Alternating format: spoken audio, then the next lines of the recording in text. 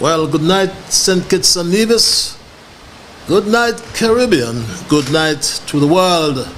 And all over the world, we do have our Kittitian and Nevisian diaspora. Some in Asia, some in Europe, some in Africa, and a whole lot of you all over North America. So I will be at liberty to say good night. I can't say good morning. I can't say good afternoon as well, because one of such greetings will be applicable to the region in which you now find yourselves. And to all those who are connected via Win FM, our sister station, we say good night, or we say greetings to all of the Win FM massive. And if you're joining me for the first time, we welcome you, and just to inform you that Straight Talk is a participative program. By that I mean we include your calls, we include your emails, and if you're so minded to call, the numbers are 646-829-6672 and or 869-663-6672. Yes, that local number is 663-6672. My Straight Talk family. And Straight Talk is a public service program that facilitates and promotes free expression on all issues of national interest, be they legal, be they environmental, be they technological, social, economic, and or political issues. On Straight Talk, we do have a forum to express ourselves freely. Let's in the process continue to keep St. Kitts and Nevis as one of the freest countries in the entire world. In this program, we try to raise the level of national consciousness. We try to raise the level of national discourse by alerting our people to their rights, to their responsibilities, and certainly to their obligations. And we speak the truth. There's no democracy without truth. And I know there's no truth without controversy. There's no change without freedom. And there's no freedom without progress. Good night, good morning, good afternoon, wherever you are. And yes, we do have our email platform as well.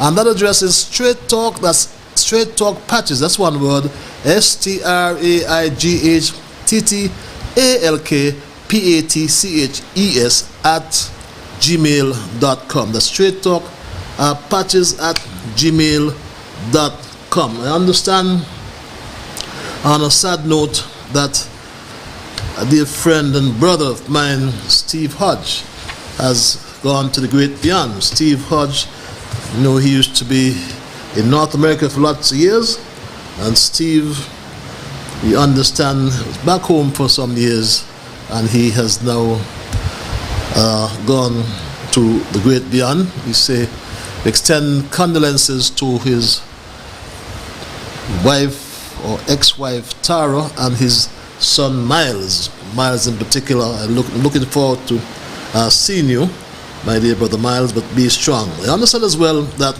those of you who are asking, I understand that the King Rockefeller's funeral, I'm trying to find it here, sometime next week. I think it's Monday. I stand to be corrected. Forget me if I'm wrong. I think it's next week Monday, I believe. I saw it someplace.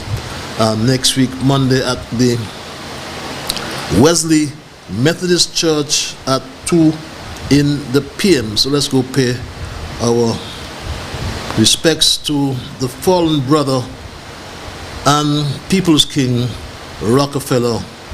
I think it's next week Monday. I stand to be corrected, but I'll reconfirm that during the course of the program.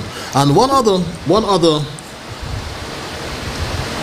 observation. We're gonna make several observations, yes, but I haven't brought you the COVID update for some time because we're not receiving any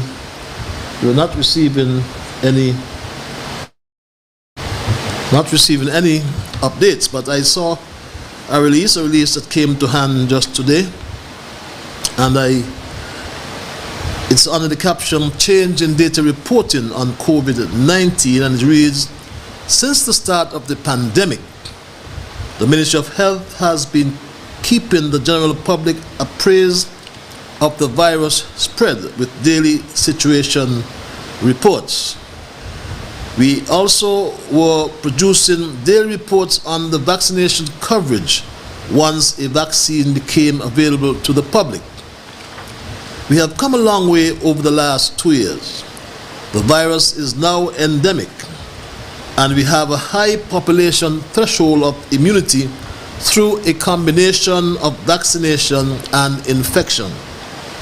The daily positive case count is at an all-time low, and life is back to near normal with a significant rollback of most of the COVID-19 protocols. The Ministry of Health no longer sees it fit to publish a daily situation report.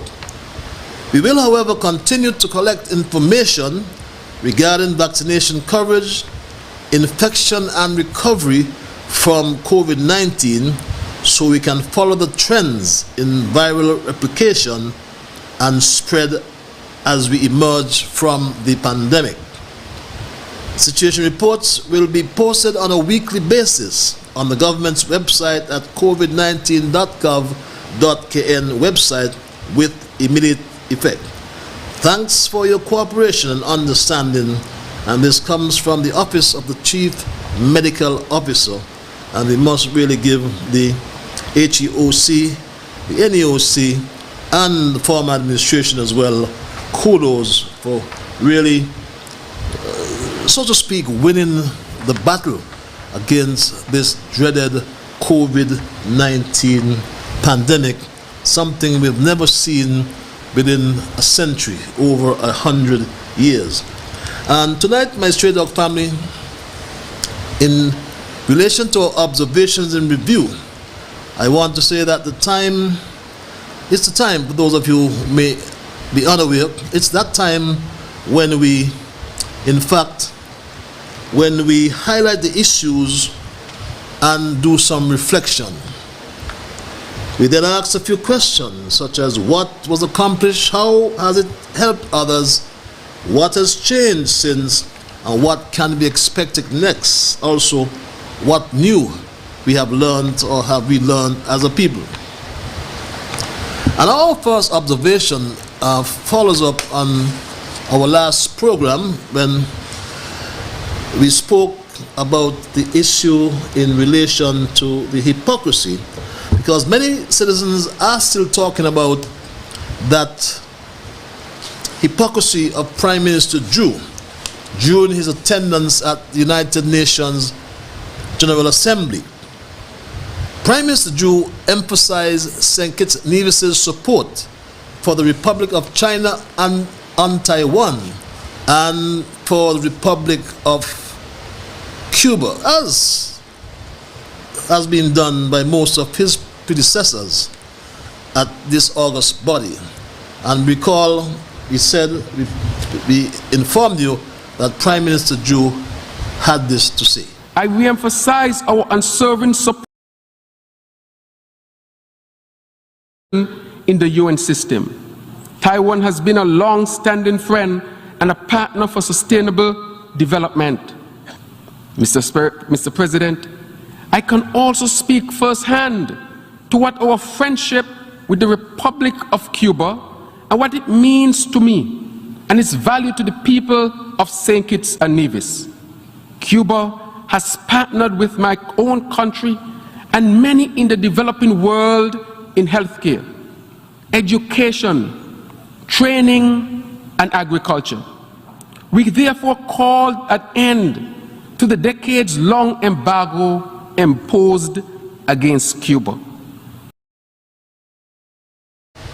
And my Stray Dog family, the Taiwanese government no doubt felt pleased, extremely pleased about that mention, and in fact they would have expected such mention at the United Nations General Assembly. What for sure the Taiwanese would not have expected was the for Prime Minister Drew to, so to speak, thumb his nose at the Taiwanese with such open diplomatic contempt, knowing fully well that not even a Taiwanese student can attend. No Taiwanese can even walk through the gate of the United Nations. But Prime Minister Drew took a citizen from mainland China as part of his supporting delegation. The action, and we must really stress this, the action of Prime Minister Drew on the international stage, I say so respectfully, it was despicable and downright offensive. It was a diplomatic slap in the face of Ambassador Michael Lin and all the Taiwanese here in St. Kitts and throughout the world, and even the President of China, who invited the new Prime Minister to visit the Republic of China and Taiwan. But I understand that Ambassador Lin, about 6 weeks ago at the swearing-in ceremony, was also embarrassed if what Astafan said is correct. And here's what Astafan said. Incidentally, some Galaxy persons were they were seated in the front row, while, if my memory serves me right, the Taiwanese delegation, as did former high-level government officials and other dignitaries, sat behind them in rows 2, 3, 4, and behind. Who arranged for them to be seated in the front row? What is so important about these people that justifies elevating them to these heights in our country? Well, if that is correct, another slap in the face of Ambassador Lin. Now, Straight Talk has also observed that many continue to bash the CBI prison project, and one well-known activist has even called for its cessation, has even called for or upon the Jew Labor Administration to bring this project to a halt.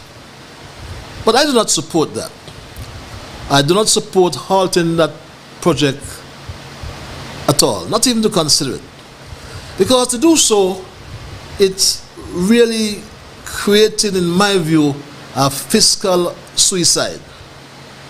It would be fiscally suicidal, because the CBI is the really only source of foreign direct investment. I've heard the Prime Minister, new Prime Minister, said that he's going to diversify the economy. Said he has investors. I mean, he said he signed MOUs.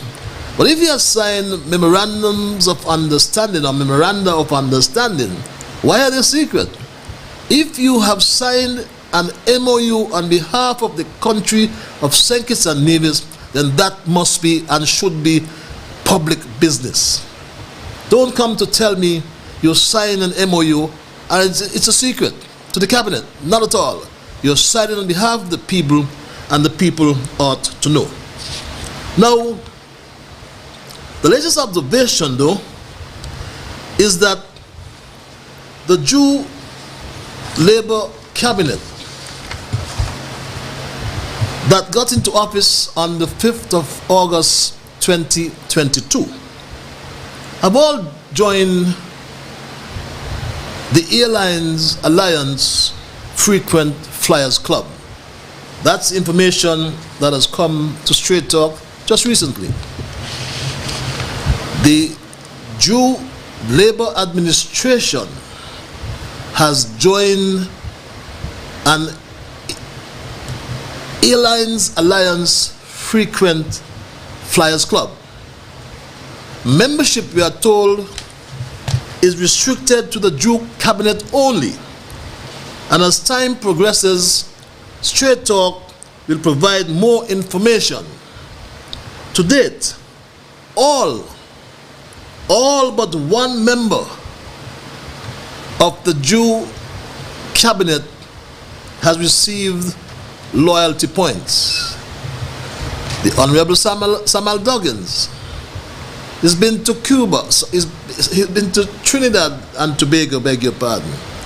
He's been to Mexico, to New York, and to Costa Rica. Whereas the Honorable Joel Clark has visited South Korea, Antigua, and New York. The Honorable Congress Maynard has already been to the Bahamas, to New York. We understand he's now in Romania. The Honorable Marshall Henderson has already been to New York and Miami. A.G. Garth Wilkin has already traveled to St. Lucia. The Right Honorable Denzel Llewellyn Douglas went to Barbados and on to England to bury the Queen as a member of her Privy Council. And from there, he traveled to New York, and we understand to Washington, D.C. And many keep asking me about Douglas's diplomatic visa, which was revoked some years ago. But I say to you, I am not surprised that a new visa has been granted to Denzel Douglas, because under the UN agreement, once a visa is applied for, and the US has that last say in terms of the issuance of a visa, and very rare they deny visas. I think I said to you before some time ago, I think it was the Iranian foreign minister whose visa was denied just after the high military commander, I think Soleimani, I think his name, was killed by a drone strike in Baghdad, I think it was. And the US at that time felt it was, in terms of security, it was not a good thing to issue that visa. So, under the UN agreement with the United States of America, Douglas no doubt has been granted a new visa. However, we are not, or we have not been able to establish whether there are any conditions precedent to the issuance of a visa to Denzel Douglas. We don't know if there are any conditions attached to this new arrangement. But what has caused a lot of chatter nonetheless is the fact that listen to me carefully, 6 of the 8 ministers of the Douglas, or beg your pardon, the Drew Labour administration, 6 of the 8 ministers were off island simultaneously. They were off island at the same time. Never before in our history have we seen something like that. But Straight Talk understands from a very reliable source that Prime Minister Drew confided in one of his colleague prime ministers while in New York at the UNGA. Prime Minister Drew confided in one of his colleague prime ministers that he controlled his government from his expensive iPhone. Does that sound familiar? Drew traveled with 5 other ministers. He left my representative Jeffrey Hanley, the Honorable Jeffrey Hanley. And Jeffrey couldn't handle all those portfolios, all those subjects, and you could not practically issue instruments of appointments for all these ministries to one person. So what?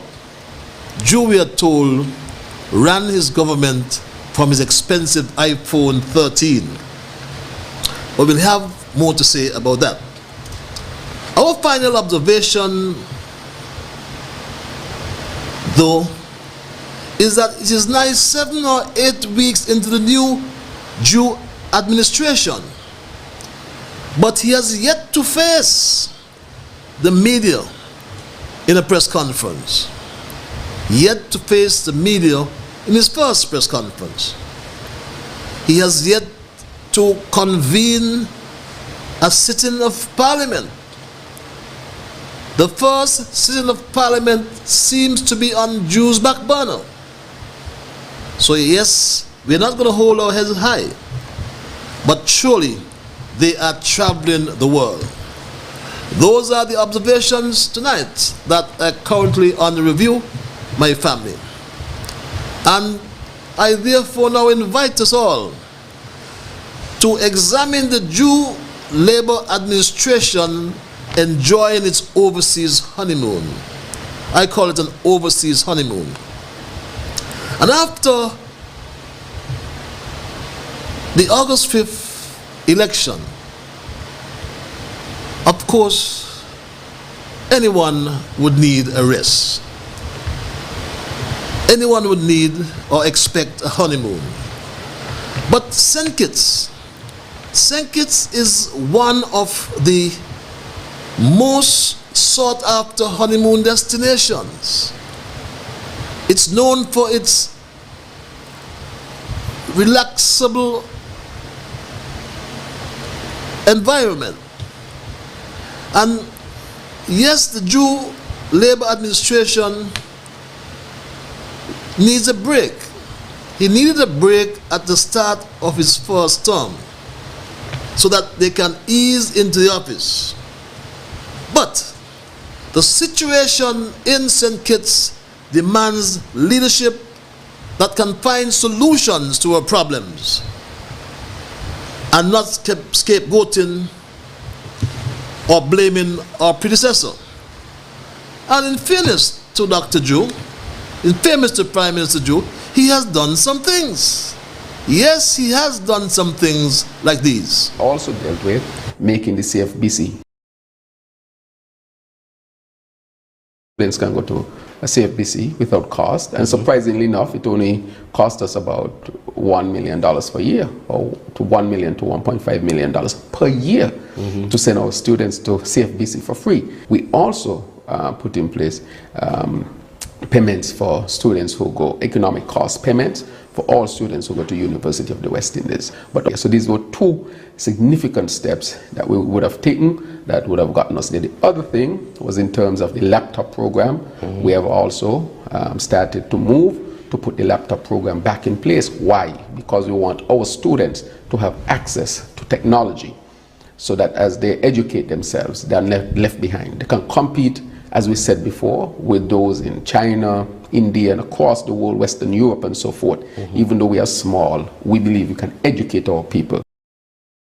Yes, and he must be commended, Prime Minister Jew and his cabinet, for introducing these measures.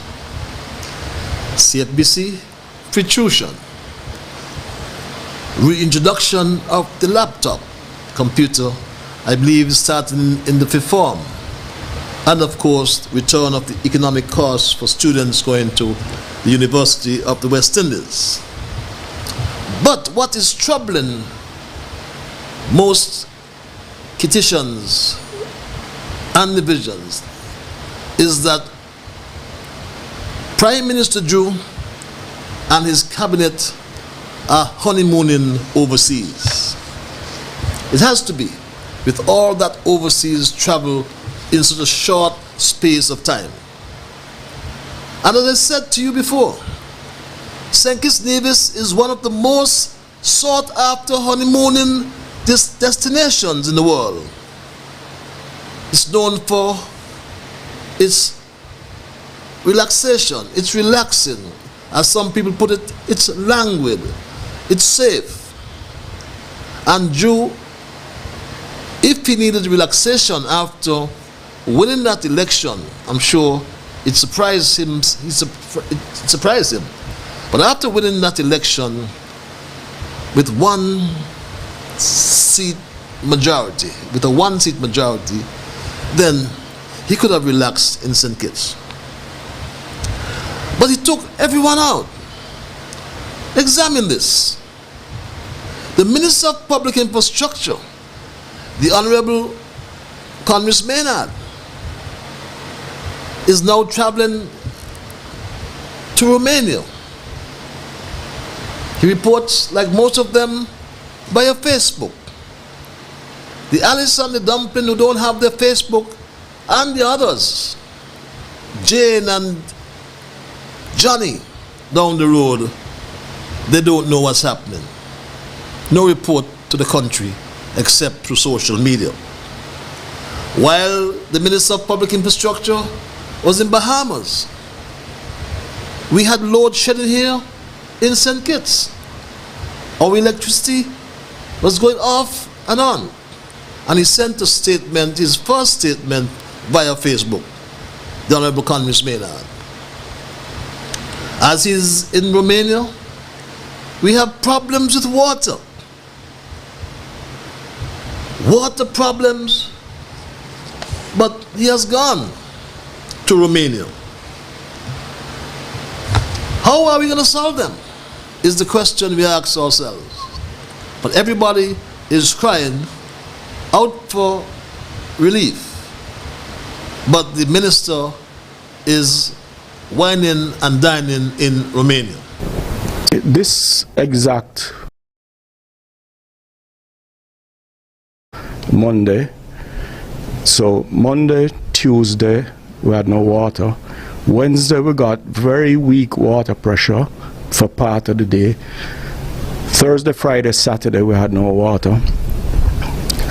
Sunday, we had very weak water pressure for part of the day. Monday, Tuesday, Wednesday, we had no water. So, and now we're in the third week of basically having totally unreliable water. We just don't know when we're going to have water or not. And that's the cry. Not just in Bird Rock, not just in Half Moon Bay, not just in Cairn, not just elsewhere in the country, not just in Frigate Bay, all over St. Kitts. And where is the minister with responsibility for water? In Romania. And what is the situation? Supervisor in the Water Services Department gave us his prognosis. The reason they're not getting water is because the tanks run empty. And the tank run empty because we don't have enough to supply them. Like as I said earlier, we don't have enough to supply this area, Bird Rock, Frigate Bay, Southeast Peninsula, Half Moon, for 24 hours. So we have to ration. And why? Why we don't have enough? The supervisor also explained.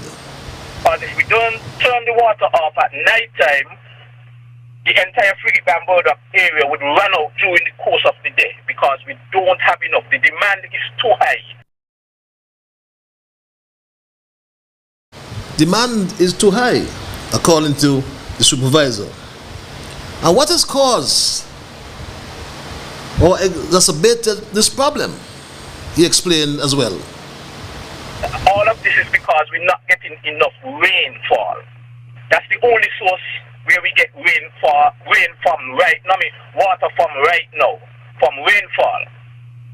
The only other option the government will have to do pretty soon is go into desalination. And then that could solve the problem. And we have heard the talk about desalination for ages. Even in my time, we spoke about desalination. But what is of major concern? What is of major concern, quite frankly, in my view, is the issue as it relates to our major source. That's the Bastia Aquifer well field. I am concerned till this day. We can't continue pumping the aquifer like business like normal, like we used to do before. Because we reach a safe hill where we have to pay really close now because we reach like very close to brackish water, what you call salt water. You consider it like salt water. And if we pump that water all the time, it will mess up the aquifer, and the aquifer will be messed up for like a lot of years. It will take A long time, a very long time, so it could replenish itself. Yes.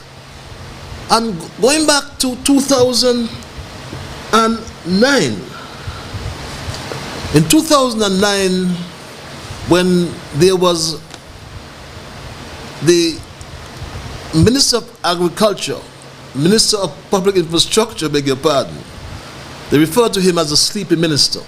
You know who he is. The Water Services Department, and it's sad to note that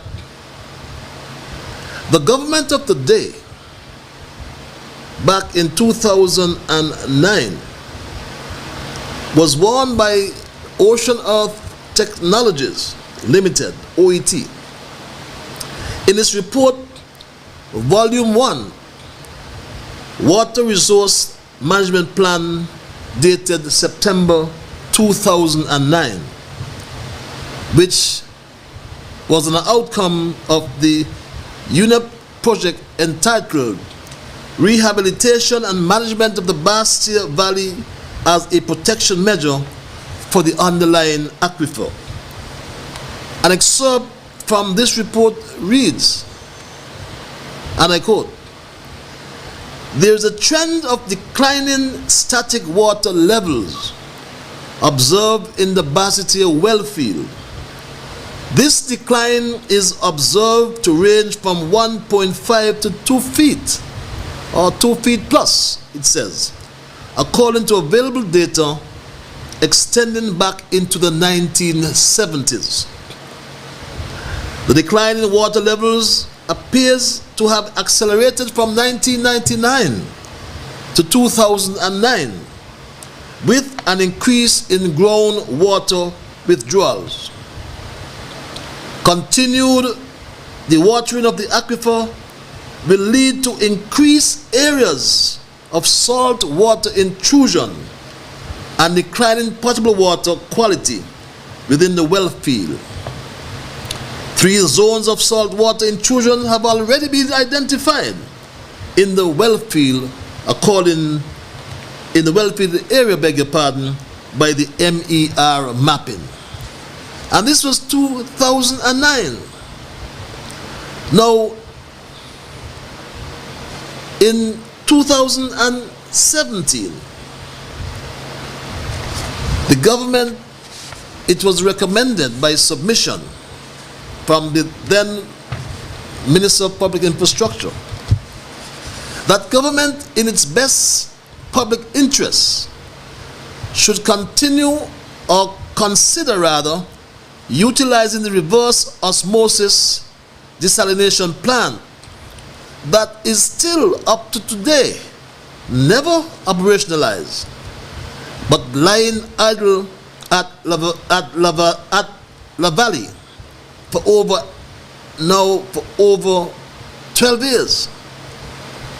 And we thought if we operationalize that plan, it will help to mitigate the existing water shortage resulting from low aquifer levels through relocation of the said plant to Bastia. A potential site was already identified in Bastia to accommodate the 1.2 million gallon capacity plant. The cost of relocation, setup including construction and drilling of nearshore wells, also commissioning, it was recommended that these would be offset through public-private partnership so as to ensure production of water within 6 months by 2016. This was late 2015, beg your pardon. I said 2017 earlier. But such an arrangement was only approved in principle. But the fact is sadly, that the government of the day were warned. They were warned way back in 2009 of the potential loss of the aquifer. And Supervisor Carty rightly said this. I repeat it one more time.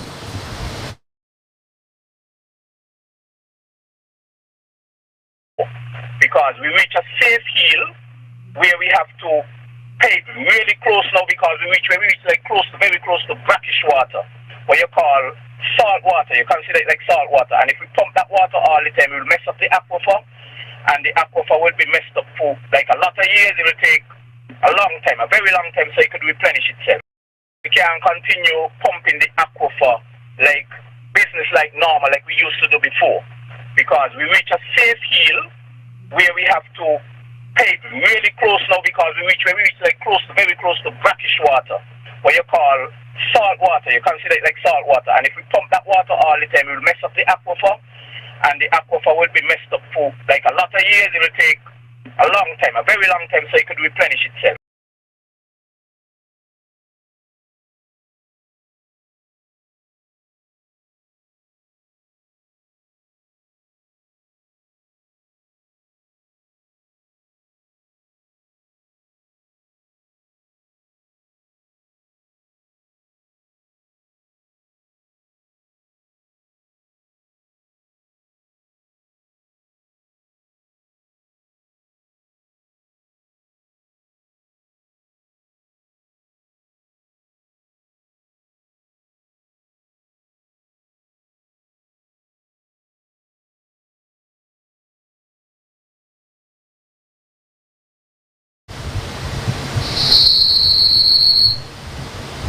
Area would run out during the course of the day because we don't have enough. The demand is too high. Yes, come back home. So, my Stray Dog family, we call on Prime Minister Drew and his cabinet to pay attention. The honeymoon is over. Let's address the issues of transport, our high gasoline prices, food, the escalating cost of food in the supermarkets and the shops, shelter, people need housing. So we are saying tonight, Prime Minister Joe, just like that resident said, it is time to pay attention. Prime Minister Drew, you need to pay attention. What I am asking for is we have a new government. Mr. Drew, to please pay attention. I am asking for is we have a new government now, brand new. I'm asking Mr. Drew to please pay attention. Yes, the country is asking Mr. Drew and your brand new government, pay attention to the issues that are important to the people of St. Kitts and Nevis. Stop vilifying your opposition. Yes, if there's corruption, uncover it. If there's impropriety, jail them, whoever they are.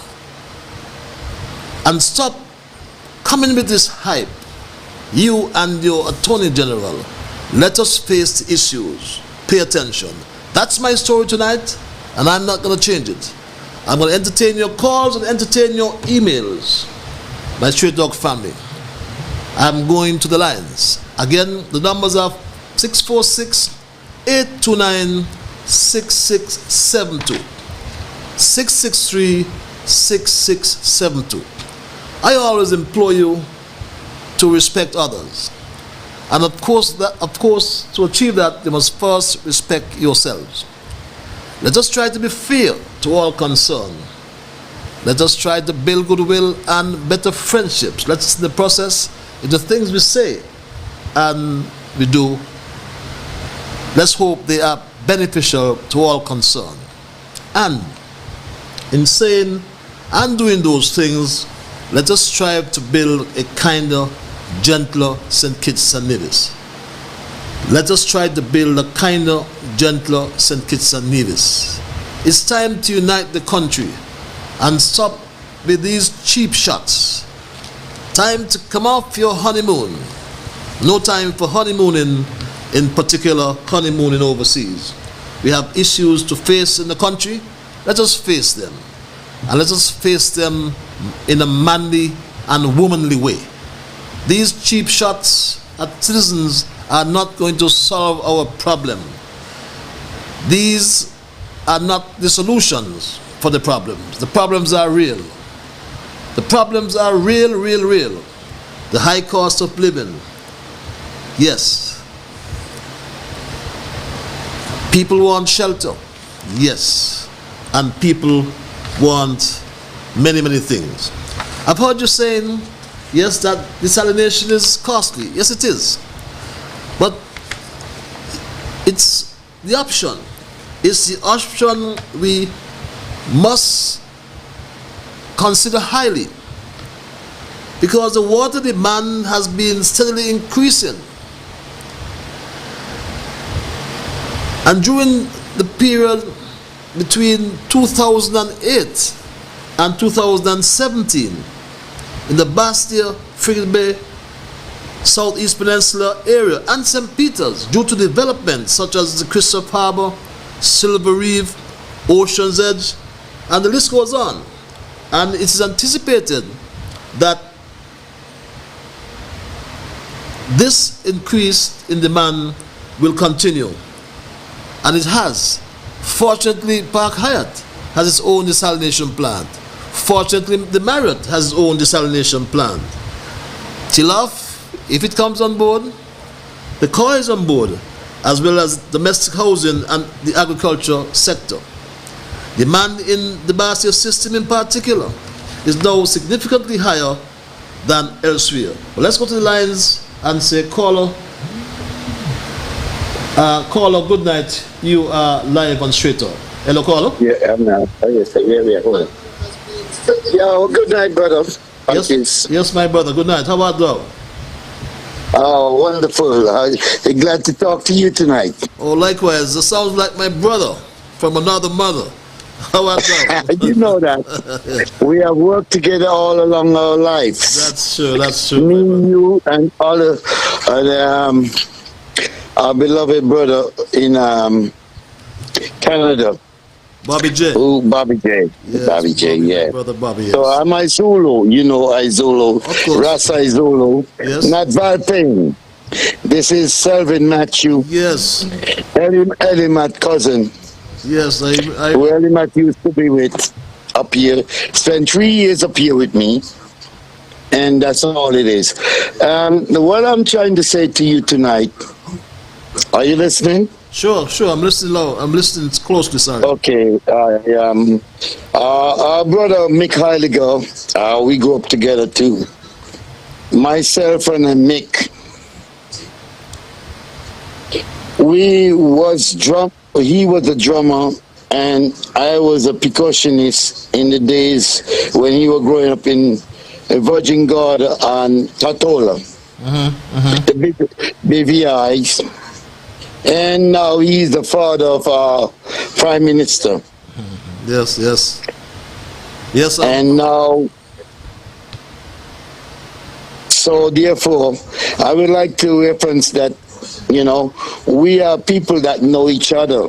We eat out of almost the same plate. Yes, drink out the same cup. Back in the days with Larry Keynes and all these guys, Nogo and everybody on 4th Street, we was going up and down. When Pam was Pam and Labour was Labour, and we didn't give a damn who they were. No, that's true. Because when the band don't play in Pam, he's going up to Mass's house. That is true. And when the band don't play in Mass's house, he's going on to Pam.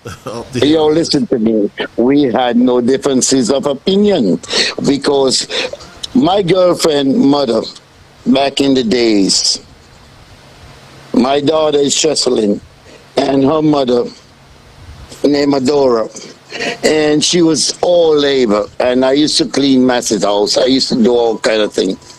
But that had nothing to do with it. True. I just love the girl. She had to follow her mother. Yes. And I follow her because I want her. And then we got the beautiful triathlon Charles. So therefore, and then when we done, we gonna go enjoy ourselves. Band used to play in every place. Band play in anywhere. You remember that, yes.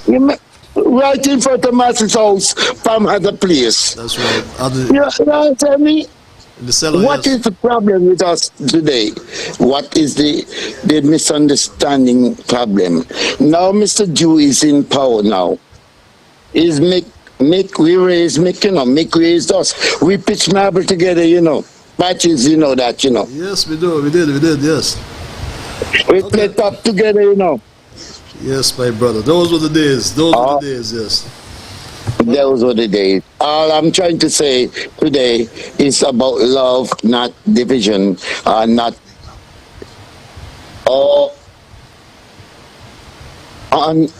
unconstitutional ways of saying that you are because of the political affiliation. Okay. We can't see eye to eye. Yes, we gotta get over that. So thanks a lot for your input, my brother, and trust that you're okay. Otherwise, I'm totally okay. Tomorrow is my birthday, and we're gonna have a big innuendo up here at the garage in New York, at Kenny's garage. Okay. It's a Zulu birthday party, and we're inviting each and everyone. Kitchen could come out and enjoy themselves. I already done prepare everything, and you know.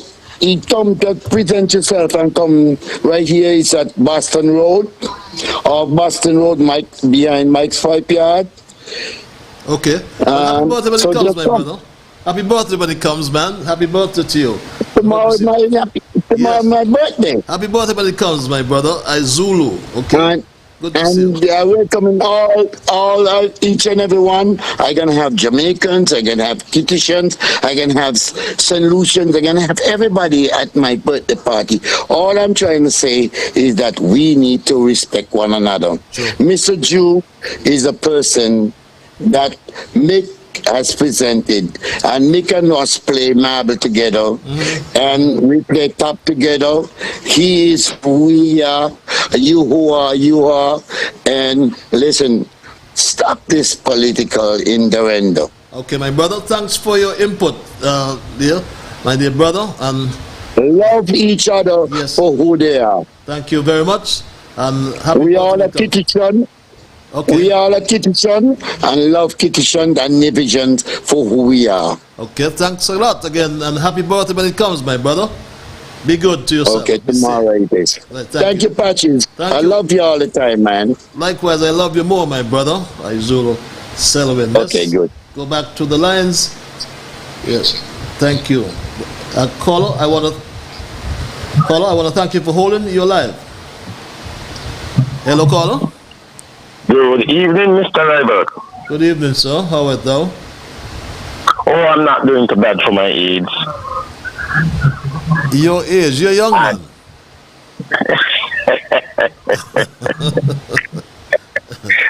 You can't be young. You can't be young when you're done past 55. Man, age is wisdom, my brother, nonetheless. Age is wisdom. That's right. That's right.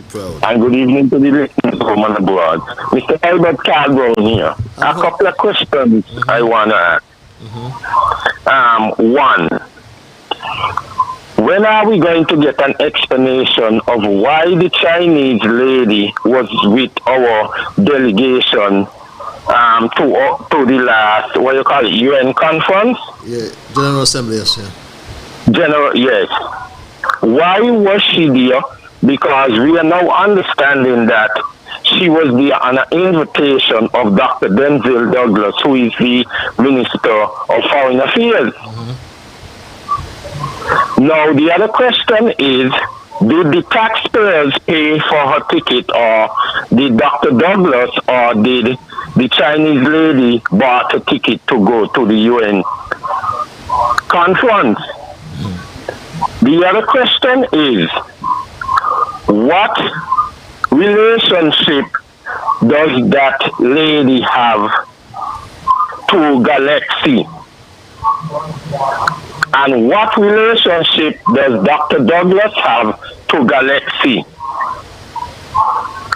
And one of the things I observed earlier this year, Galaxy provided all the food and drinks for the PLP convention at the Patsy Alice playing field. Well, how can you confirm that, caller? Yes, I was right there. You were at Galaxy? I was right there. Galaxy brought several vehicles with food and drinks for the PLP convention at the Patsy Alice playing field. Okay. And you are speculating that they gave the food, or PLP? I didn't say that. So, all I'm saying is that this Galaxy seems to be very friendly with all the governments. And the question I am asking, does that Chinese lady have any connection to do with Galaxy? And the other question is, what relationship does Dr. Douglas have with Galaxy? The other thing is, right? China was represented at that conference.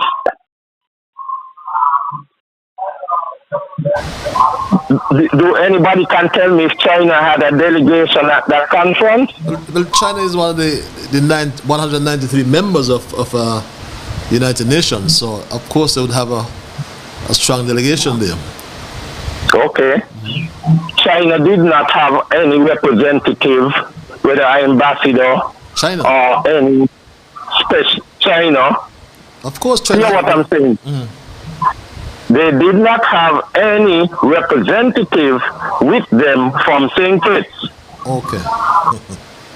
That is my observation, and why the question is we are asking the Labour government, why was that lady a part of our delegation at that conference? So Carl, let me ask you a question. Do you believe that the Prime Minister Jew, has a responsibility to explain that to the country? Yes. He does. Okay. And Dr. Douglas also have to explain to the country why he specially invited that lady as a part of the delegation with him and Dr. Jew and others. But we don't sorry to interrupt you, but we don't know that. We don't know that Dr. Douglas invited her. That's only speculation. Yes, that is on the news. Which news? That came on Win FM News this evening. Oh, I take it back then. I never heard that. I'm sorry. That the lady was specially invited by Dr. Douglas. Okay, well, I'll take that back. I'm not up to date. I'm sorry. Straight Talk is not up to date. So I'll check that news. So you said it came on with FM News. So yes, this evening. Okay, then the Prime Minister don't have to explain that if he was invited by the Minister of Foreign Affairs. Well, that's why I shift and I say Dr. Douglas needs to explain to the nation why he specially invited that Chinese lady, that particular Chinese lady. Okay, right, and what importance is she? Why she was a part of the government delegation to that conference? Because that is stirring a lot of talk in all the bars, all the shops. I mean, the whole of the federation. And it should.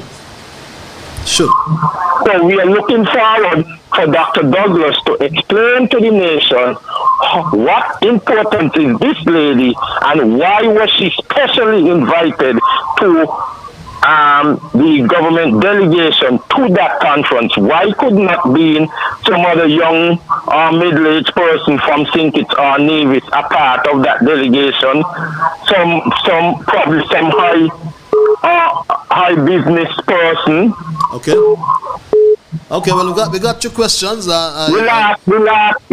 last thing, what is causing a lot of talk and chatter here around the Federation is when Dr. Jew is going to pay the honorarium that is promised to the frontline workers. Okay. Go on, sir. Thank you very much for your questions. Always in an interrogative mood.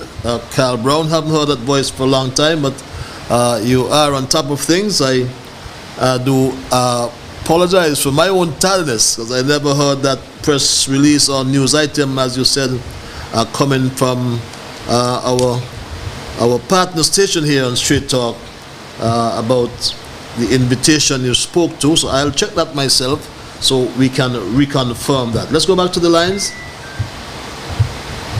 Caller, hello. Yes, you're live. Hello, caller. Yeah, good evening, Patrice. How are you, my brother? Good evening. I am good, man. I am good. And I'm sending out my sympathy greeting to Stephen Hodge family too. Yes, thank you. And a very good friend of mine, but I wouldn't release that individual name as yet. And a couple others who passed away in the Federation. Well-known people, especially in the village and Macknight area. Now, Carl, why you leg your mouth in the east, you leg your mouth in the west, you leg your mouth in the north, you leg your mouth in the south. Well, we can see the difference now, because you were laying your mouth when Dr. Douglas was in government, and they're not doing nothing. And you leg your mouth when Unity was in government, and you leg your mouth. Well, we're going to see what happens. Well, that is, I heard what Carl talk about on the news today too. Oh, you heard it? Okay. Yes. But you see, man entitled to walk with their wife when they go in certain places. And who not gonna wife entitled to walk with a girlfriend? And who not gonna girlfriend, you have a friend, a close friend, a good friend. So if you have a spare ticket, you go give your friend a ticket. But you listen to this. There was back the election without paying money, giving money, sharing money. There was back the election without giving money, because that's how it used to be. There was back the election with the people live here, the people live here, the people live here. Give us back the election with the people live here, because that's how it used to be. It is Dr. Seaman who come and mash up this thing, broke up this thing, broke up this thing. It is Dr. Seaman who come and mash up this thing. No, so it used to be. So, that is, I want to say this. The talk on the street, look, Carl, let me use Carl words. The talk on the street, everybody moan and a mumble and a going under the arm. And everybody score players and say, hey, this is what me vote for, you know. But when you ask them what they vote for, then I say. But you only hearing them saying, this is not what they vote for. But since they ain't saying what they vote for, you can't say nothing but what you hear them say, this is not what they vote for. So I don't know when somebody gonna say what they vote for, and if they see any difference, then I vote for what they must see. But who gonna criticize the man for not making any runs in cricket? When he turned to bat, he's supposed to show the man how to make runs and make runs, so that when the other man go back in, who he criticized, the man could do better than he. So it is good, better, and best. And if somebody ain't interfere with you, you do not have any right to interfere with them. Freedom of speech. People are free to speak and talk. Do not be liable with what you're saying. And when people speak from their conscience, truth, which is facts, that they see happen, they hear happen, and they know it happen, nobody's supposed to vex with them. That's people's right to talk. Talk the truth. You have some people over the years, they get on the media and they do not respect those in authority. The Bible says respect those in authority. The Bible and the Bible cannot be wrong. Some people don't like to hear people talk about the Bible and God. But when the time comes down to dead, why did you say, oh Lord, oh God, why me? Why me? But who come out when they're alive? They're not going to come out when they're dead. God, you know what they say? When the human dead, the soul gone, with God, gone to God, to Jesus or whoever God, anybody remain there. That's where they could burn them up, because when the Lord come back, whether they like to hear we talk about God, yes or not, that's them business. When the Lord return, those who will go with him, they're going to come up out the grave, and he's going to put them back to how they was. Well, I don't know if them who don't burn up could come back, whether they're a Christian or what. But I am saying this, the Lord do not like a lying tongue and a lot of things, and those who sow discord among their brothers. Let us study that in the Bible, all who doing it. Some people ain't had no respect for others, other people in authority on the radio. They abuse them, they try to humiliate them, call them all kind of derogative name, and nobody do them nothing. When some of them, they break the law by doing that. And I hope that nobody disrespect those in authority, whether you back them, support them, yes or not. Respect the officer. If you do not like the person and the person do something that you don't think it is right and you know it is not right, do not go on the radio, go be with them. Meet them and tell them, hello, brother, what you did was wrong, and I don't think you should do it. If you go up on the radio and say, well, okay, Bonanzi has done this to Botokuma publicly, and I'm telling Bonanzi to stop it. That is the way the Bible says. I'll come back, Patrick. You have anything to ask? Hello? Yes, no, I'm fine. I've listened to you, so I believe we can all agree that we ought to respect those in authority. That's good words. And we start by, reading and learning what God says about respecting authority. So, you are so correct. Right. I very well believe you, my brother. Yeah, whether we like it yes or not, yes. They are in authority, and we're supposed to respect their office. If you don't like the man, leave the man alone. Certainly, I agree with you. Thank you very much. Thanks for your input, my dear brother. Yeah, I'm going to turn back on my radio now. That's okay. I have to turn off the radio. Thank you, my brother, for your understanding. Yeah, okay. Let's go back to the lines. Okay, I missed that call. And yes, you're so right about authority, because the purpose of those in authority are to serve us, and authority exists to serve the community, so we ought to respect our leaders. Let's go back to the lines. Call you live. I think good night, Ambassador. Good night, sir. How are you? I'm good. Let me first give condolences to the family of Cecil Rock. A good man. The Federation has lost a stalwart and a true Kittishan in all his ways. I have started listened to a lot that has been said over this short period of time since the government has started. And I listened to you on Monday, but I was unable to call in. But it seems to me that we are missing the mark. And this current administration came on a certain trajectory. They projected to be new and different. But new and different seems to not have changed. So I don't know how new and different remains the same. So the more things change, the more they're the same. You highlighted the issue of this new AG and his approach to governance. And I cannot but agree with you. Because it seems as if the AG is not certain as to what his role is. And I hope that within the next couple of days, he will clarify exactly what his role is in this new government. Same step I'll say on that matter, that it is clear that he doesn't understand the role.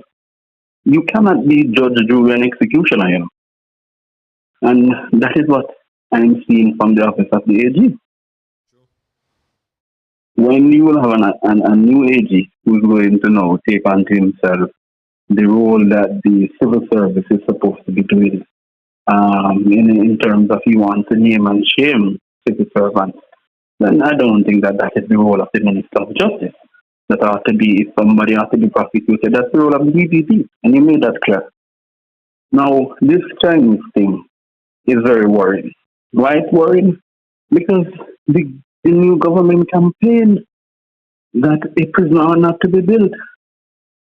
But then we're now told that this Chinese lady was invited at no other, not an ordinary place, the United Nations General Assembly, which is normally, that is a spot that is normally given to persons who are diplomats, friends of the countries, and the friends of the administration in terms of those who work within the administration. So it is clear that the new administration is not understanding what they wrote, and they are still trying to figure out what it is. But I'll say that it is sad. It is really sad because my grandmother always say, I'm ambassador, that a leopard cannot change his spot, and it is clear that nothing will change and nothing has changed. Because when you're talking about bringing an investor, you're not talking about an ambassador. So we need some questions need to be asked. Does this lady have a diplomatic passport? Has she been appointed as a diplomat of the country? That's a question that needs to be asked. We're now told that she was invited. I heard it as well on the radio. She was invited by the Minister of Foreign Affairs. So is the Prime Minister in support of that? That's a question that we need to ask. Did the administration support this decision? Why wasn't the Minister of Tourism present? Why wasn't other ministers who would maybe would want to have had their feet wet, for lack of a better term, in that setting? But Ambassador, it is clear to me that something is not right. And Emperor Haile Selassie once said that it is the silence of those who could have spoken that have caused injustice to triumph. And I saw something, and let me move away a little from this, on the independence ceremony of the Federation, where a military band, would play a song that was politically motivated one, that was used as a campaign song of the incumbent government. And then when you speak on it, you're told, it is much to do about nothing. And so I want the administration and the new prime, who certainly, I don't think that this should be his approach, but certainly he seems like he's out of depth. He does not understand how the true function of government ought to operate. Because you cannot have these in your first less than 50 days into administration. These are the things that are happening on their watch. And so there are some questions that need to be asked. And so, I am just deeply saddened. We were told that we were given a grandiose speech on the inauguration that I will invite the country together and we'll work with all that want to make this country a better place.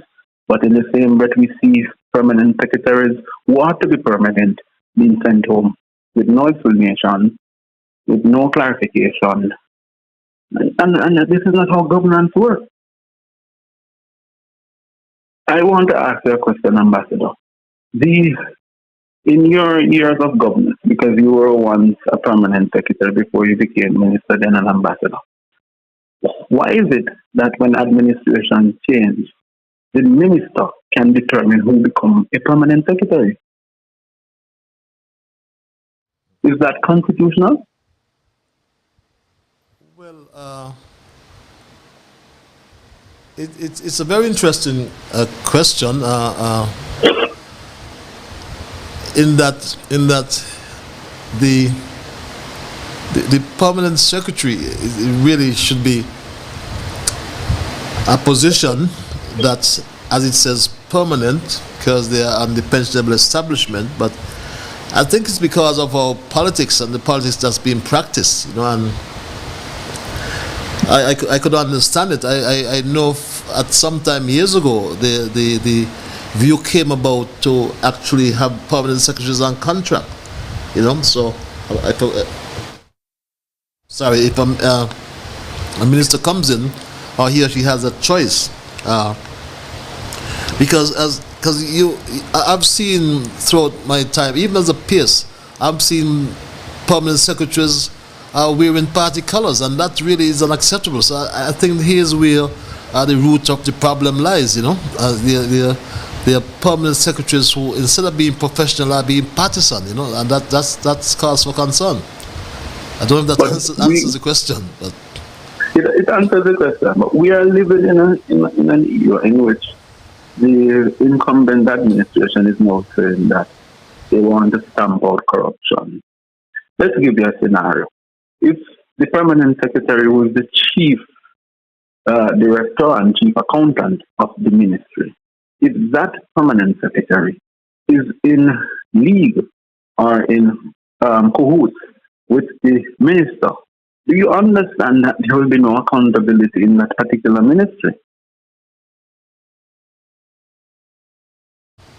Yeah, and so, go ahead. I believe we're going to have this serious constitutional problem in this country. And we have a serious constitutional problem.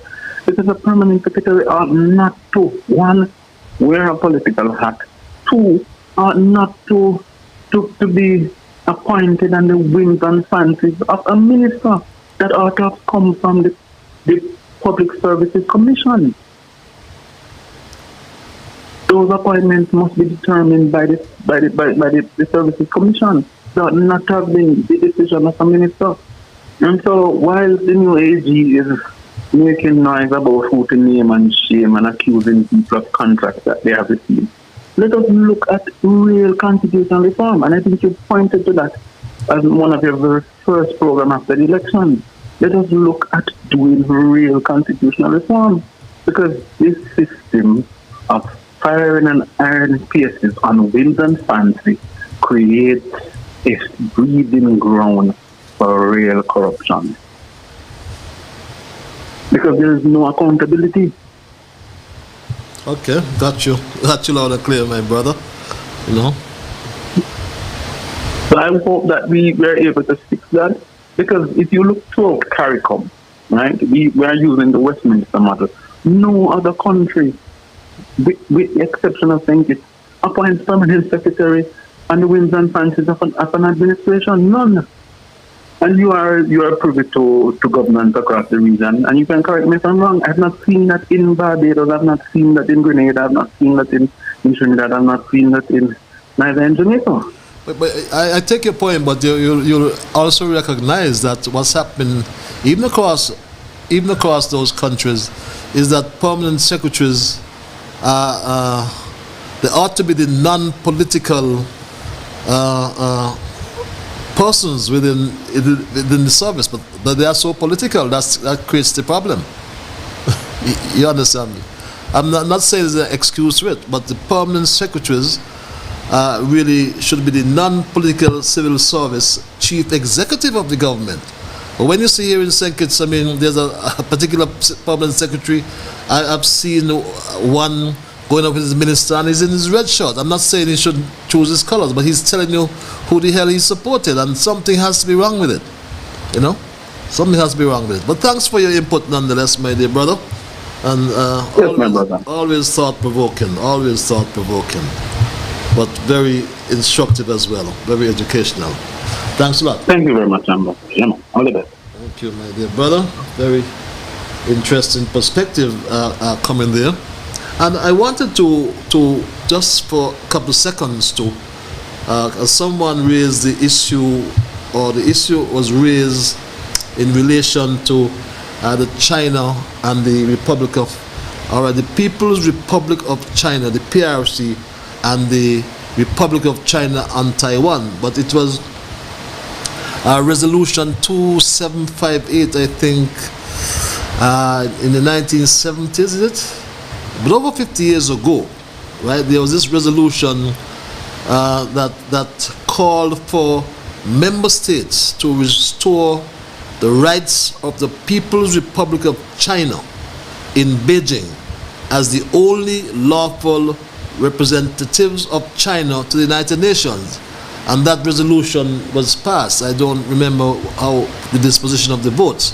So here's where since that resolution has become that resolution rather has become one of the most defining moments, or defining documents in the history of Taiwan, the modern history of Taiwan. So this is where the issues have come from. But that caller really raised some very important points in terms of the role of the permanent secretary as well. Because I remember when I was a permanent secretary, there was this permanent secretary who shall be nameless. I was at the government headquarters one day, and she walked in all red, and I said to her, "Why are you doing this? I mean, why do you have to come?" Not all red, sorry. She was in the government headquarters in a Labour shirt, saying Labour, and I said, "Well, why are you doing this?" And her response was, "Labour gave. If she wasn't for Labour, she would not have had the job, you know." And so, these are the issues we find, and there have to be some real solutions. But we need civil servants that are apolitical. And again, as the country has rightly been saying, I did not hear the release, so I can't speak to it. Forgive me for that. But what for sure the Taiwanese would not have expected, and I know that the number of support, the number of countries supporting China, the Republic of China and Taiwan, are, so to speak, dwindling. I think they have moved from the 30s or the 20s down to 13 or 15. So this is the question again that we ought to ask ourselves in terms of alliances. We have allied ourselves. We have been in alliance for over 30, almost 39 years. And Taiwan was our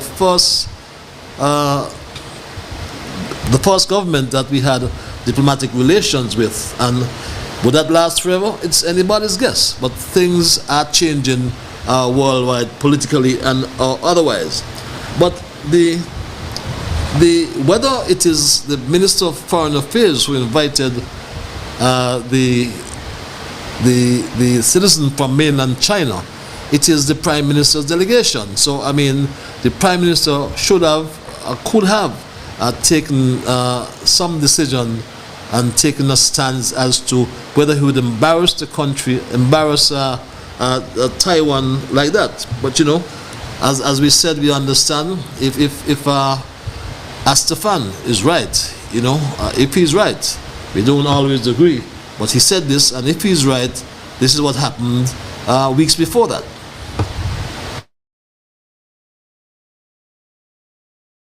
Cabinet. They were seated in the front row, while, if my memory serves me right, the Taiwanese delegation, as did former high-level government officials and other dignitaries, sat behind them in rows 2, 3, 4, and behind. Who arranged for them to be seated in the front row? What is so important about these people that justifies elevating them to these heights in our country? Incidentally, some Galaxy persons were also present at the swearing-in ceremony of the new cabinet. They were seated in the front row, while, if my memory serves me right, the Taiwanese delegation, as did former high-level government officials and other dignitaries, sat behind them in rows 2, 3, 4, and behind. Who arranged for them to be seated in the front row? What is so important about these people that justifies elevating them to these heights in our country? Well, again, if Astafan is correct, then it all started right here in St. Kitts before they went onto the international stage. But whatever it is, I believe that the Prime Minister, as head of the delegation, has to accept responsibility, because the Minister of Foreign Affairs is junior. He's junior as it relates to the rank. He is the Prime Minister, and the Prime Minister, as it is said, is first amongst equals.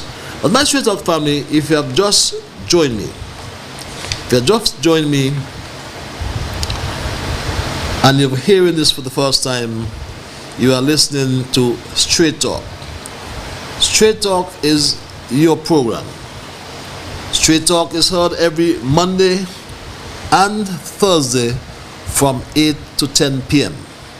If you heard it for the first time, if you like it, tell the whole world about it. Tell your neighbor, tell your friends. If you do not like what you hear, then tell me. But here on Straight Talk, we get nothing but the truth. There is no democracy without truth. Lots of people make excuses, as I think it was Culture was saying, that people do not like to hear the truth. Those are my words. Those are not his words. But the truth is that the truth is always controversial. But there's no change without freedom. The fact that we change the government, then the people in St. Kitts are free. There is no change without freedom. But there will be no freedom without progress. It's something we have to also think about. Let's just go to the lines and say, caller, you are live. Hello, caller? Yeah, Patrick, I'm back. I do not always agree with a lot of things that Doyle said. But I have to give him kudos on correct, and I agree with him. Because Doyle, Sam Kando, and Dr. Martin, we know every week that they on talk shows bashing the former Prime Minister Dr. Harris and Team Unity and also PLP. But how many of them now going to come out and speak like Doyle? Look, Doyle come out and easy conscience, clear his conscience with what he sees wrong. What happened to Dr. Martin and Sam Kandano? Where are they? Where are they to come out and do like Doyle? But every week, all of them used to be on radio along with Doyle. And look at Doyle now today. Doyle ain't afraid to say what he see and he tell you that he ain't right. So I call in on Dr. Martin and Sam Kando. Come out, man, and speak out like Doyle. Thank you, Patrice. Thank you very much, my brother, and I do apologize. I do apologize for my viewers for not having up my screen earlier. I just recognized that I was talking under some form of anonymity, under some cloak, but that was my bad. I did not have my screen up almost an hour, or over an hour. So I do apologize for that. I was not hiding from you, my Straight Talk family. So I do again apologize for that. Let's go back to the lines. Caller, you're live. Hello, caller. Yes, caller. Yes, Mr. Liburd. Carl Brown here again. Yes, Carl. How are you? Not too bad at all. Questions again, right? The last government and this present government, I see that the company or organization Galaxy is very friendly with these two governments. Could somebody explain what special services that they are providing that these two governments is so in love with them, so attached to them, that everything that is major important of the country, that they are a part of it? What special services that Galaxy does provide that no other local company or organization in St. Kitts Nevis can provide to the government also? The other thing is, the minister, Honorable Condolences Liburd, is his PS, his auntie? Condolences Maynard. Condolences Maynard is, yes, his PS. Yes, his present PS is his auntie? One of his PSs, yes. Well, I remember several months ago, and for the past 7 years, Dr. Timothy Harris was taken to task for family members being holding high-ranking jobs and offices in this country. And Labour campaigned hard and strongly against that. When Labour also was responsible for putting a major number of Dr. Timothy Harris into some of those same jobs. So I'm wondering now if new labor, according to them, is the same old labor, because they campaign strongly against a lot of things that Dr. Timothy Harris and Team Unity were doing, and they get in government in less than 2 months, and they are doing practically the same thing in less than 2 months, and haven't even called a parliament yet, have not even been swearing in parliament yet, and practically we are seeing the same old. So could somebody explain these questions, and when Dr. Joe is going to hold his first press conference as Prime Minister, because I hope these reporters are gearing up and piling the questions to ask him, because there's lots of things that the country need answers to in a short less than 2 months in government. Again, Mr. Liburd. Thank you very much, my dear brother. Yes. One reason. Thank you very much. As someone said, we trust that the fourth estate, as they call it, do not disappoint us, or disappoint you rather, and ask the question, because we have to improve our democracy. We have to really, as my dear brother very early, Selwyn Izulu, right? I mean, he was talking about the days when, and I can testify to that, when we played at PAM, I sang at PAM, I sang at Massey's house, you know, but those were the days gone by. But this sort of, as I mentioned earlier, there are some people who want to criminalize others because of their political differences. And when we thought we would change things, it seemed to get worse. And that's an issue that's troublesome. But as we continue our discussion tonight, I don't lose sight of the fact that there's some real issues that have to be addressed. Real issues. And no vilification, no bringing down of people, or no false statements about people would help us. That won't change the cost of bread in the shop. I mean, how many times you hear that this person, things are looking bad in the service? If things are looking bad, investigate them and bring them out, and stop talking nonsense and vilifying people. You hear a member of the cabinet talk about somebody got a lot of money. But what services they provided? Did they provide services or not? If somebody gets 10,000 US a month, what is the service he or she provides? He must be balanced. And if you're a minister of justice or what, there must be due process. Everyone has a right to a hearing. You can't, as somebody said earlier, you can't be judge, jury, and everything. No, you cannot be, and prosecutor. Not at all. But my Straight Talk family, it's 27 minutes before the 10 o'clock hour. And Straight Talk is heard as we said, every Monday and Thursday from 8 in the PM, or 8 to 10 p.m. every Monday and Thursday. And tell your family, tell your friends, tell everyone that we are now teamed up. We have now teamed up with our friends over there at WinFM. And we are bringing you that radio feed from WinFM to be exact. So we have teamed up with Win, like I said, and bringing that radio feed as well.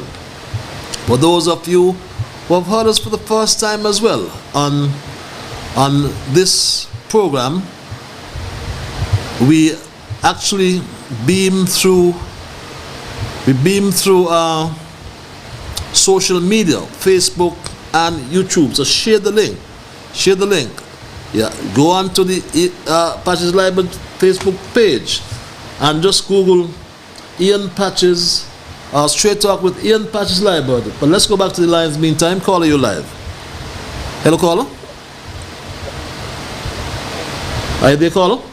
Patches, good night. My dear brother Jamdo, good night. How art thou? I'm fine, my brother. Patches, I'm fine. Patches, during the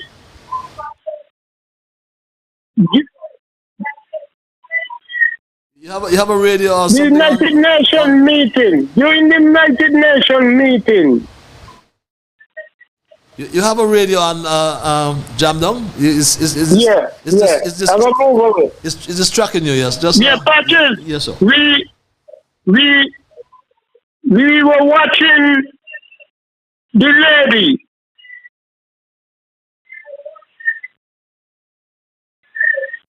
And then what happened is that they had a ball where petitions went out to meet the young new Prime Minister. And you find DJ Marisha was very disrespectful to petition. Petition have choices. Petition aboard and Catholic in no party. The ball here. They have choices, and I think what DJ Marisha was trying to do to the Prime Minister was awful. And DJ Marisha have to know them kind of politics plan and Christina, them thing done where people have the right to choose who they want to development of this country. I felt so bad to hear DJ Marisha. And it looked to me like the petition was so embarrassed. I didn't know it was streaming. But we see it down here, and it's a big talk come to care about that mayor and the Chinese women up in the United Nations meeting in the pockets of think it is a big talk. And I'm very disappointed in Marisha because I thought the political is not sure. Otherwise, my Patches, this is Jamdown. Yes, Jamdown, have a good night as well. Well, I don't normally mention that name on my program for obvious reasons, but I take your point. Let's go back to the lines. Caller, I want to thank you for holding your live. Hello, caller. Help me sing this song. Good night. How are you? I am always much better when I hear you, but remain peaceful. Okay. What about yourself? I'm all right. Really all right. Help me sing this song. Come, let's go. Round and round the chin bar. Round and round the chin bar. Round and round the chin bar. This, that, we all fall down. You know that? You're taking me back in time. You're taking me back in time here. Cause family. Yes, no. All around the chin bar. Boy, I tell them fix the Constitution. Abba no better than Saba. Have a good night. Have a good night as well. Have a good night as well. Yes. South Carolina in the house. Round and round the chin bar. Remember that song? How many of us remember that song? This email reads, kindly continue to keep us or keep the citizens and residents of the Federation of St. Kitts and Nevis at home and abroad fully informed on the pertinently relevant national issues, particularly the current ones. The immediate former ambassador and permanent representative to the United Nations for the Federation of St. Kitts and Nevis, Mr. Ian Patches Liburd, may God continue to bless you and all of the other members of your nuclear and extended families. By Patches reads that email. Thanks for the salutations, my dear Street Block family. Call you live. Yes. Patches? Yes, you're hot, eh? Yes, sir, I'm here again. Jamdong is correct. Well correct. But anyway, you said don't mention the coin name there, so and I think you don't want worth mentioning on this program. Yeah, true. Because he has no respect for nobody. Now, I'm going to show you something, Patches. The opportunity that come tonight, Thursday night, he ain't going to come back tomorrow night, Friday night. And a reason for me saying that, when I was in St. Thomas and I was working with Prime Food, a warehouse that has 32 employees. Now, a guy, one of the employees, he was singing a song with Sparrow. They make him walk like slave. And a black boss man threatened him to send him home because he's singing the song. They make him walk like slave. So I tell the boss man, but you can't send home the man because he's singing a song. He ain't keeping nothing, he ain't disrespecting the place of employment. And you will be wrong. And Labour Department will deal with you if you do that. And I get vexed with he. And when I was coming out of his office, there was a man from Tortola selling lottery ticket. And he had the last piece of ticket in his hand and he shoved it in my face. And he said, here, boy, this. I said, man, move from in front of me with the ticket, man. Because I was vexed. And that was ignorance to tell him I move with the ticket. If I didn't want it, all I had to tell him no. And I ignored the man, and 3 co-workers put together and they bought the ticket, and that ticket played $99,000. So saying that to say this, my good friend Sean Richard was going faithfully and waiting patiently for his turn at the front to be the Prime Minister in this country. And he had 3/4 of the mile more to go. And he let somebody come and give him a glass, a big mug of ice water, tell him drink that. And you got 3/4 of the mile to finish 26 miles. And you go drink the ice water. And he messed up Sean politically. All what Sean had to do, take it easy, Sean. Don't let nobody who wants your position come and tell you stupidness and lead you astray. See they know? They come and pump ignorance in Sean's head. And see Sean lose an opportunity that will never come back to him in St. Kitts. Not the way the politics is. Not with these politics jobs. So Sean, I'm sorry that you had to listen to them before they come and advise you what is right and encourage you to go forward. They come and pull you down. And now not one of them they could help you. They can't even give you a piece of pinch in never mind the bread. But you have a good night. I ain't going to come back for the night, for the rest of the night. I just calling to say that. Thank you very much. Opportunity of missing today ain't going to come back tomorrow. Yes, you're so right. Good night, my dear brother. Let's go back to the lines. Thank you for holding caller. You are live. Hello, caller. Okay. Good night. How are you? I am peaceful. Yourself? No, the line just keep cutting out because you know it just fell. What I want to find out if it's two father are one. And thanks to WinFM to have you on the program. Because, you know, the other sugar money, people used to call down the Prime Minister, but they get what they want. You understand? And God bless you and keep you. And may His face shine upon you to be coming to tell us all what's going on. Have a good weekend. Yes. Have yourself a good weekend as well. Sounds like my dear Alice in Wonderland. And always good to hear you. And may the Lord bless you and keep you likewise, my dear Straight Talk family. It's now 17 before the 10 o'clock hour. And, you know, looking back at what transpired with, as you said, Sean Richards. But let's go back to the line. I'll tell you something more about that. Let's go back to the lines. Caller, you are live. Hello, caller. Good evening. Good evening, sir. You remember Jimmy Cliff had sing a song, There's More Questions Than Answers? That is correct. There are more questions than answers. Okay. And there's also a saying, who pays the piper call the tune? That is so correct. Okay. So Carl wants to know how come that lady friendly with everybody? But you could have tell him patches. But I was wondering if it's Jimmy Cliff sang the song though. But anyway, I know this song, but I could have told him what you said. Oh no! I think it was Johnny Nash. Johnny Nash, yes, right, okay. Yeah, Johnny Nash, I think, I think it was Johnny Nash sing the song. Yeah. But anyway, what I'm saying, you know the answer what Carl asked, you could have tell him. What was that answer? When he asked why the lady is so friendly with all governments, ministers, the administration, why she's so friendly with the administration, you could have given him the answer. Let's stop. It's the educational program, you say. I understand. You could have given him the answer. But it is a question you find it easy or difficult to answer? Straightforward answer. Is it straightforward? Yeah. And what's the answer then? Business. Okay. Yeah, simple as business.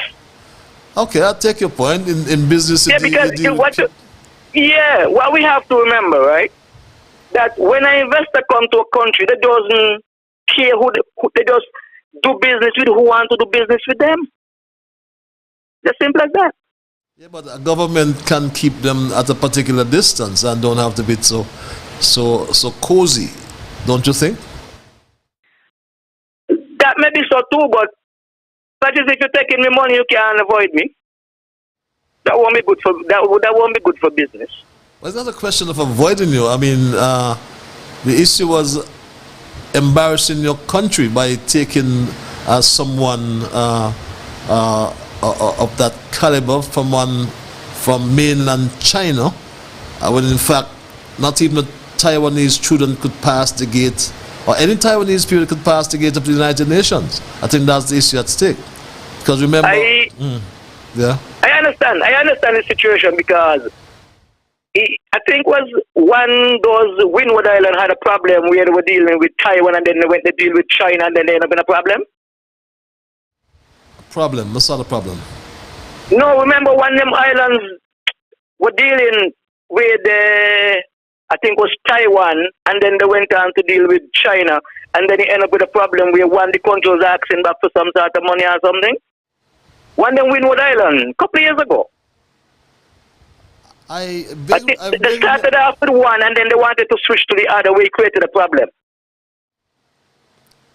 I beg recall some issue, but I don't know. I don't remember the I don't remember, but it was a Windward Island. They started off dealing with Taiwan, and then they wanted to switch over to China, and it created a problem.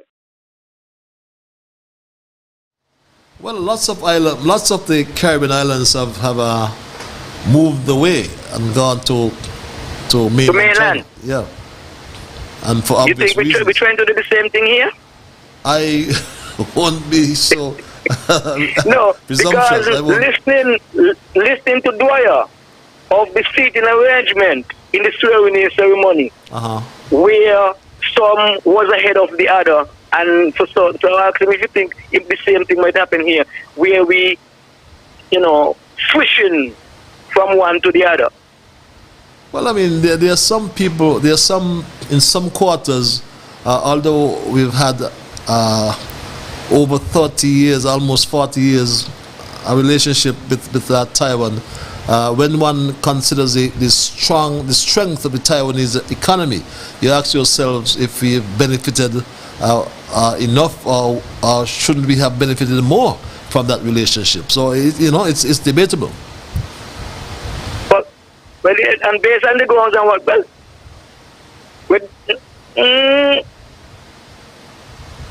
I'm not suggesting anything, but I know. But when we look at what the donations that they've been making, that Taiwan, the donations that they've been making for the country, maybe people might be looking personal things.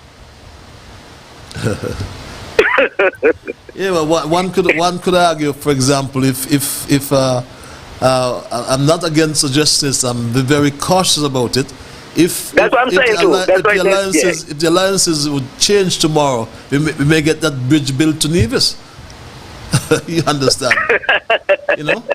Just like they built that road to the interior in Jamaica, just like they built an airport terminal in Antigua, and you can go on and on in terms of the benefits to be derived. And I'm not promoting anything, but it is on Straight Talk we talk the facts. Well, that's true. Yeah. So we just have to look and see. Right. Because money changes things, eh? Yes, yes, yes. Yeah, money changes things, and we have to look at the country will need to go forward, and let's not criticize and make people change their mind, and then we just here trying to catch with tail. True. I just recognize the voice. Just recognize the voice there. Yeah. All is well. Yeah. Yeah, all is well. All is well. All is well. All is well. Yeah, I think we should. If the government is young, let's wait and see what happens and see what progress. If these trips come, will bring any fruit, because I mean, some of the time you plant and the weather is that bad, they don't come. So let me see if the trips.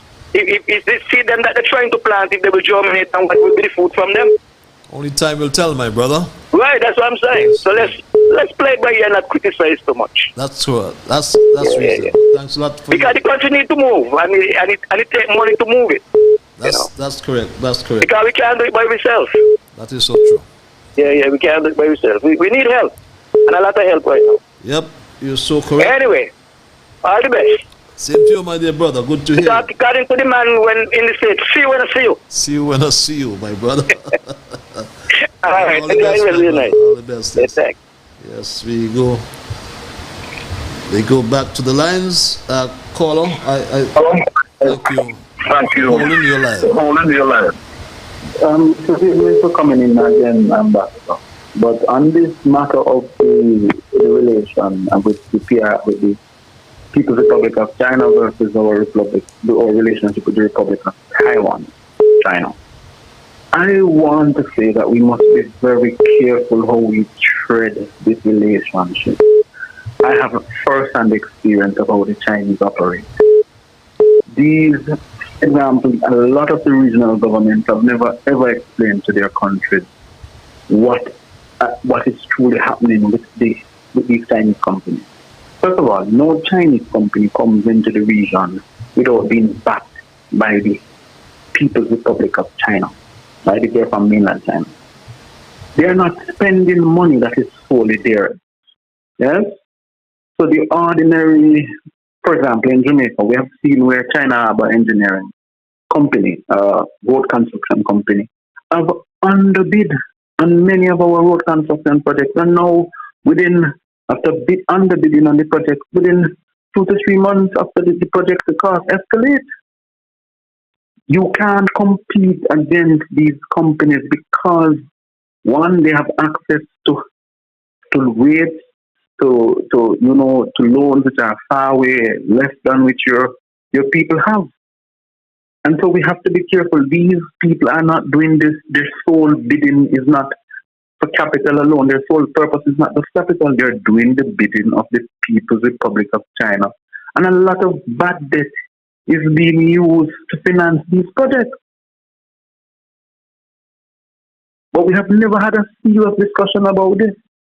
And so I want to urge the government, be careful how you approach this People's Republic of China relationship. It will be a very dangerous road, and they stop at no length. They do not, if they ask for a mile, the next minute they need more than a mile.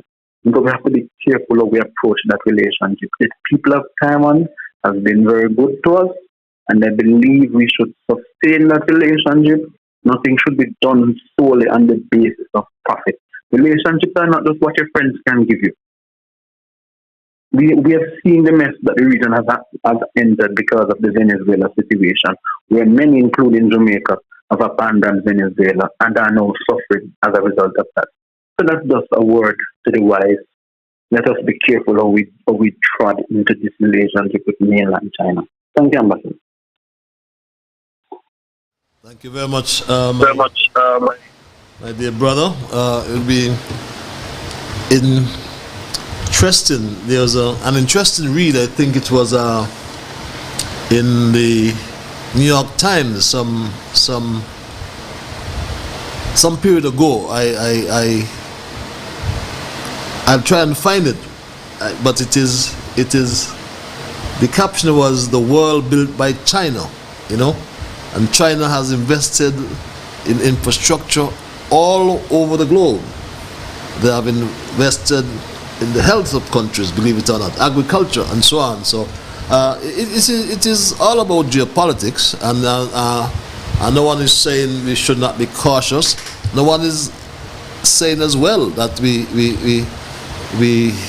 should move away from anything. But the fact is, and the reality is the reality, and we have to understand where we are in this world of, as I say, geopolitics, because it is a world.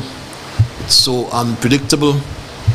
It's filled with so much uncertainty and so much complexity. And in today's world, we just have to be pragmatic about most things, or all things, I should actually hasten to add. Good evening, Mr. Liburd. Read this email. Blessings and peace unto you. I know you always speak the truth and do your investigations.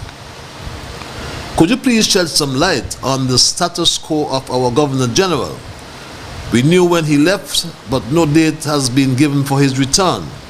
Is PLP still a functioning party? Is work on the new prison continuing? Please, always peaceful, read this email. As we wind down tonight's programming, I can only respond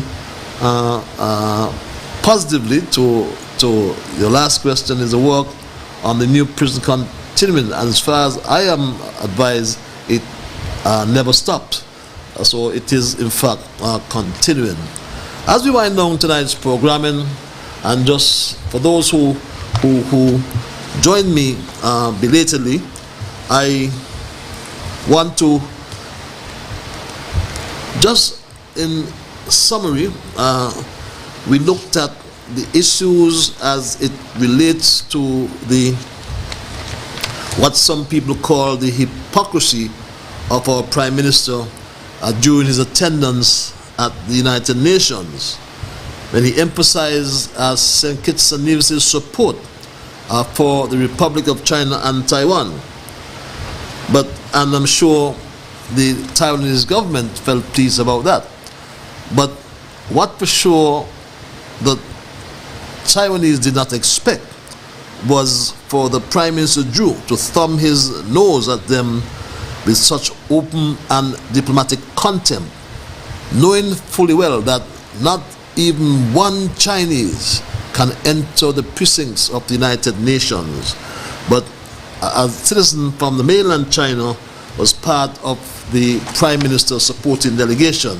I subsequently learned, since I'm on the program, that there's a news item on this very station with FM relating to how that citizen got to the United Nations. You understand that at the screening ceremony, the same delegation, or a delegation from the company of that Chinese citizen, who is in fact a citizen of St. Kitts, I may add, I believe. I'm not certain, I can't confirm that she has a diplomatic passport, but in fact, that the action to have her there at UNGA on the international stage was despicable, to say the least, and downright offensive. It was a diplomatic slap in the face of our friends from the Republic of China and Taiwan. So when I ask about the prison, we understand it's continuing. And we looked at tonight the Jew Labour administration enjoying overseas honeymoon, an overseas honeymoon.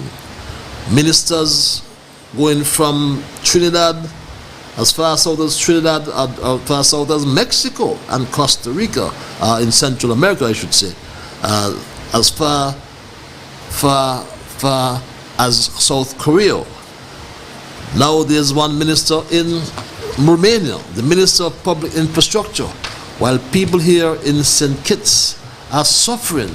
They cannot get enough water, and water is not available to some people. But the minister is high rolling and going to his cocktails, while people right here in Bird Rock and Frigate Bay have no water as we speak right now. Run empty because we don't have enough to supply them.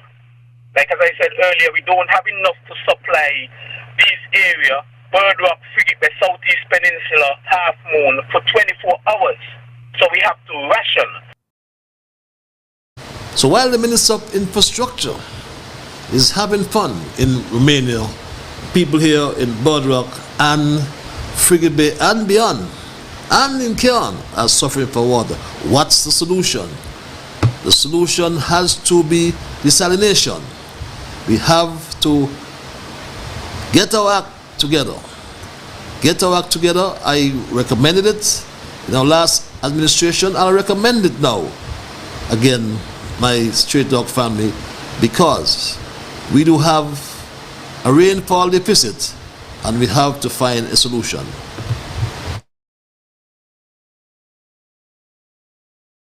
Where we get rain from right now, water from right now, from rainfall. The only other option the government will have to do pretty soon is go into desalination. And then that could solve the problem. So while the Prime Minister is honeymooning with his cabinet overseas, some citizens are asking him to pay attention. I'm asking for is we have a new government now, brand new. I'm asking Mr. Drew to please pay attention. And that's just one request to the Prime Minister. Please pay attention. Pay attention to issues as it relates to transport in the country. The cost of gasoline. Pay attention, Mr. Prime Minister and your cabinet, to food.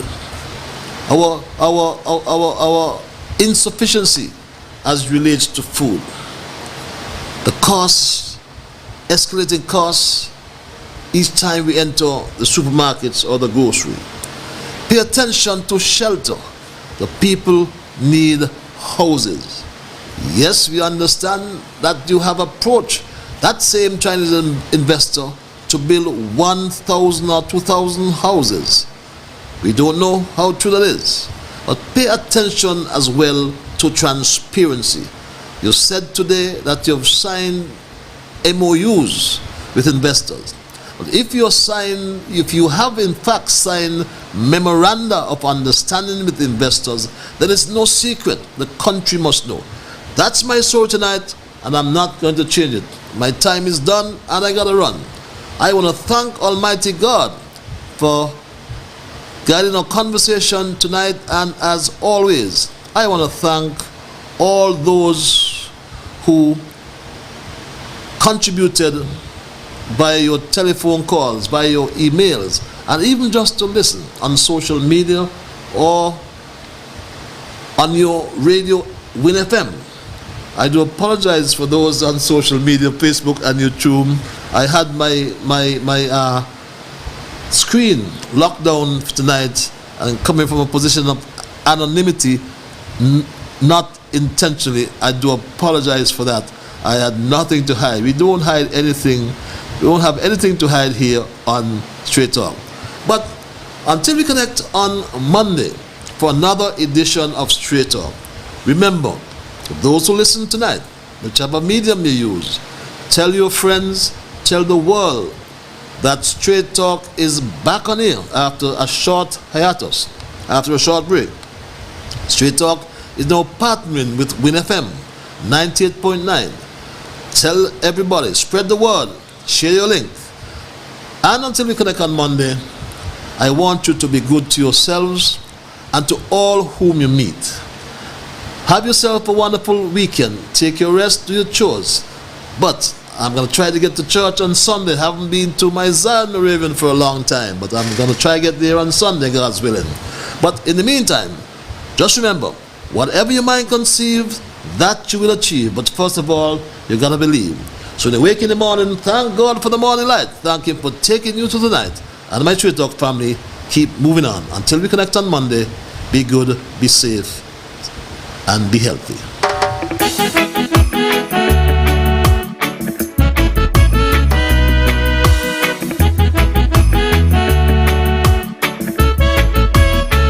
When I wake in the morning, I thank God for the morning light.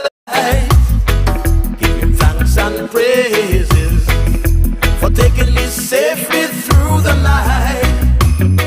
For the rest of food and loving care, and for my mother's breath of life that's got me here. So whatever my mind conceive that I will achieve, you better believe I do the things I should, be to my brethren kind and good, the best I could. So I'll keep moving on, I won't stop now. I'll keep moving on till I reach the top somehow. Down on my knees, to the Lord I kneel and pray. My heart and soul, beg Him to take me through each day. My guardian to keep and my guide over every step I take, He will preside. So whatever my mind conceive that I will achieve, you better believe, because I do the things I should, be to my brethren kind